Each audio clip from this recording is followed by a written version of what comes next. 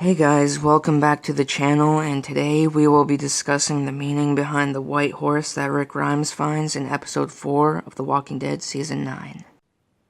The idea behind this horse theory came to me instantly as I saw Rick ride off on that horse, as I remember that a white horse is commonly associated with the Grim Reaper and death in mythology, as well as appearing with Michael Myers' dead mother in the Rob Zombie Halloween 2 reboot. So I ended up researching more about it and found out that in Christianity it is believed to symbolize the coming of death.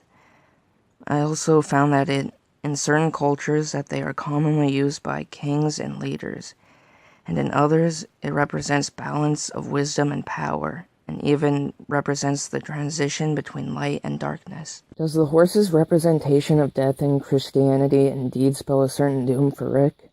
We know for a fact that a handful of past characters such as Shane, Sasha, and Herschel, and presumably more, will have cameos throughout the episode as either flashbacks and hallucinations. I believe that if he does die, that he will finally find a balance between wisdom and power, and pass on that knowledge to all his loved ones. This would then lead to another meaning behind the horse, which would represent the transition of the group being in the Dark Ages and following Rick's final wishes into the bright new world. My other theory is that the horse could represent Rick's transition or journey from the Dark Ages, which is Alexandria, to the Commonwealth, which represents the light in this instance. Now you may be asking, how would he get there?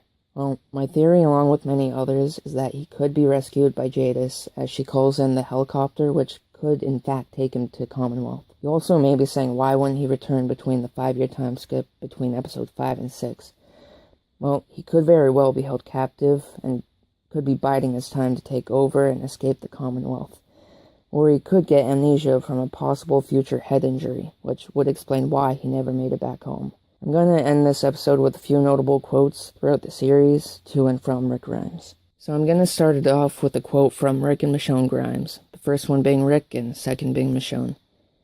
"It feels like it's ending." Michonne says, "It's not over. We don't die." Second, here's a quote from Bob Stuckey to Rick Grimes. Here goes. "This world is a nightmare, and nightmares end, but they shouldn't end who you are." And thirdly, here's a quote from Abraham Ford about Rick.